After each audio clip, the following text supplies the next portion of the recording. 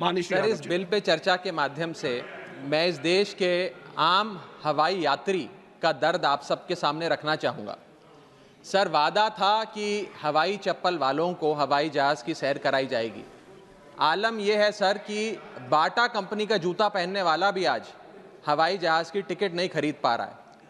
Economy class is no more economical sir. मैं आज इस सदन में बहस पे आने से पहले अपने फ़ोन पर फ्लाइट के रेट चेक कर रहा था सर। अगर कल मुझे दिल्ली से बंबई जाना हो तो टिकट 14,000 रुपये की है, वन वे की सबसे सस्ती टिकट। दिल्ली से पटना जाना हो तो 12,000 रुपये की टिकट, दिल्ली से बैंगलोर जाना हो तो 16,000 रुपये की टिकट। और सर वो छोड़िए, संडे के दिन यानी कि परसों मैं अपने क्षेत्र पंजाब से दिल्ली आया, मोहाली एयरपोर्ट से चंडीगढ़ एयरपोर्ट से मैंने फ़्लाइट ली और दिल्ली पहुंचा। उस फ्लाइट की टिकट 14,500 रुपये की थी। हम सांसदों को तो फ्लाइट की रीइंबर्समेंट मिल जाती है सर, आप उस आम नागरिक का सोचिए जो इस स्काई रॉकेटिंग एयर प्राइसेस से जूझ रहा है। और एक और दिलचस्प चीज़ है, एक ही सेक्टर की एक ही दिन की सेम एयरलाइन जो अलग अलग समय पर उड़ती है उसके भी रेट अलग हैं। आपको सुबह 10 बजे दिल्ली से बंबई जाना, उस एयरलाइन से उस तारीख पे आपको एक रेट मिलता है। 2 बजे की दोपहर की टिकट लेते हैं उसी एयरलाइन पे, उसी दिन पे वो उससे दोगुनी हो जाती है। न जाने क्या लॉजिक है सर। हमें इस देश में एयर यात्रा को लग्जरी ट्रैवल नहीं बनाना सर, आम ट्रैवल बनाना है जैसे कि ट्रेन का है। और सबसे बड़ी बात सर, इस देश में जहाज में उड़ना और जहाज में उड़ के अपनी मंजिल तक पहुंचना आज भी इस देश की बहुत बड़ी आबादी के लिए एक सपना है। अगर ट्रैवल की रफ्तार बढ़ेगी तभी इस देश की रफ्तार बढ़ेगी। सर, दूसरा दर्द जो इस देश का आम आदमी रोज उससे जूझ रहा है वो है ओवर क्राउडेड एयरपोर्ट्स। सर, आज हमारे देश के एयरपोर्ट्स बस अड्डे जैसे बन गए हैं। बस अड्डों से बदतर हालत, बदतर व्यवस्था देश के एयरपोर्ट्स पर है सर। टर्मिनल 1 चले जाइए दिल्ली के, टर्मिनल 2 चले जाइए दिल्ली के, आप हालात देखिए। सिक्योरिटी लाइन से लेकर चेक इन लाइन तक लोग लाइनों में खड़े हैं और लाइनों में खड़े हैं और उसके बाद उनकी फ्लाइट भी इस चक्कर में मिस हो जाती है। एक मुसाफिर सही समय पर फ्लाइट नहीं पकड़ पा रहा क्योंकि वो बेचारा चेक इन और सिक्योरिटी लाइन में ही फंसा रहता है। इतने ओवर क्राउडेड एयरपोर्ट्स आज हमारे देश के बन चुके हैं। सर, आज यात्री का तीसरा दर्द, Honorable members, please let the honorable members speak. Please. Sir, बोलने दीजिए। No, honorable members, please, honorable members. माननीय सदस्य, मेरा समय जा रहा है। Please let him speak. Sir, आज एयरपोर्ट्स पर खाना इतना महंगा है, बाजार के मुकाबले 2 गुना 3 गुना दाम है। एक साधारण सी पानी की बोतल जो 20 रुपए की बाजार में मिलती है, वो एयरपोर्ट के भीतर जाकर फूड आउटलेट पे 100 रुपए की मिलती है। आज यात्री जो इंतजार कर रहे हैं अपनी फ्लाइट का, वो पानी पीकर पेट भर रहा है कि कहीं 250 रुपए की चाय और 350 रुपए का समोसा ना खरीदना पड़ जाए। बताइए सर, एक आम आदमी एयरपोर्ट पर अपने जहाज का इंतजार करते हुए क्या एक चाय नहीं पी सकता?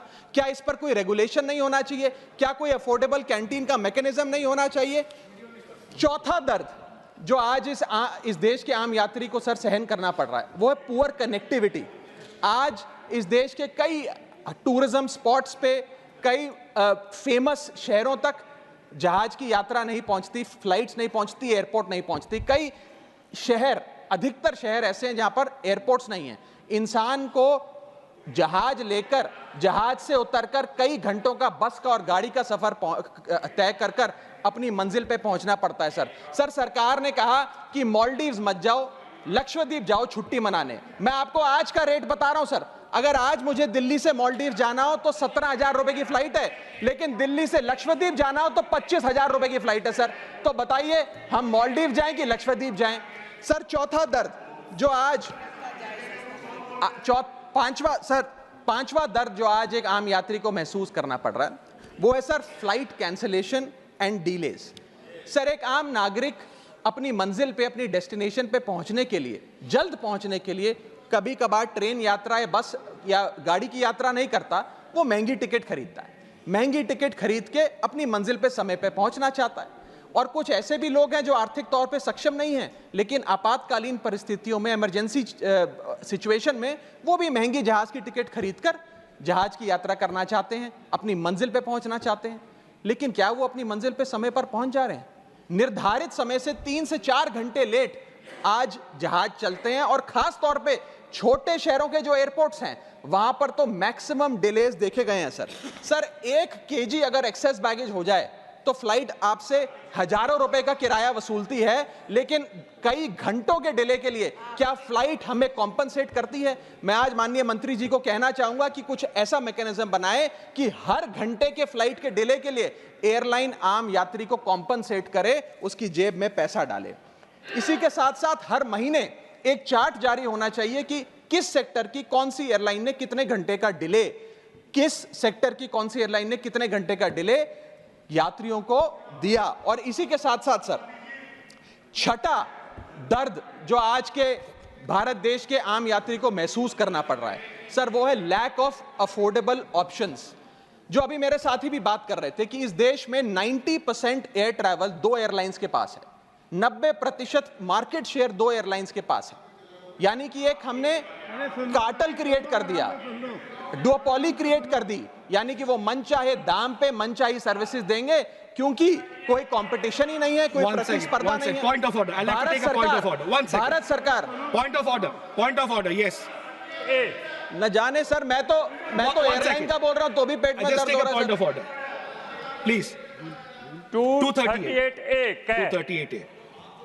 कोई सदस्य किसी अन्य सदस्य या लोकसभा के किसी सदस्य के विरुद्ध मानहानि कारक या अपराध में फंसाने वाले स्वरूप का कोई आरोप नहीं लगाएगा जब तक कि आरोप लगाने वाले सदस्य ने सभापति को संबंधित मंत्री को भी इसकी पूर्व सूचना न दी हो, ताकि मंत्री उत्तर दिए जाने के प्रयोजन के लिए इस विषय की जांच कर सके। Honorable member, there is no defamatory here. No defamation मैं has पहले been. नासिर हुसैन जी ने जो बोला मैं उसके ऊपर कर रहा हूं। That of course, that has been taken into consideration. एक मिनट, इनका नहीं है। मैं मुझे पूरा कर लें दिए सर। परंतु सभापति किसी समय किसी सदस्य को ऐसा आरोप लगाने से मना कर सकेगा यदि उसकी राय में ऐसा आरोप राज्यसभा की गरिमा को घटाने वाला हो या उस आरोप को लगाने वाले Thank you, Jamna साहब। Thank you, honorable member. Thank you. Please continue. Sir इतनी विशाल जनसंख्या वाला हमारा देश है और इतनी विशाल जनसंख्या वाले देश में मात्र 2 ही कंपनियां हमारा पूरा एविएशन सेक्टर चला रही हैं। सर सरकार लाई एक स्कीम जिसका नाम था उड़ान, जिसका फुल फॉर्म है उड़े देश का आम नागरिक। पर कैसे उड़े?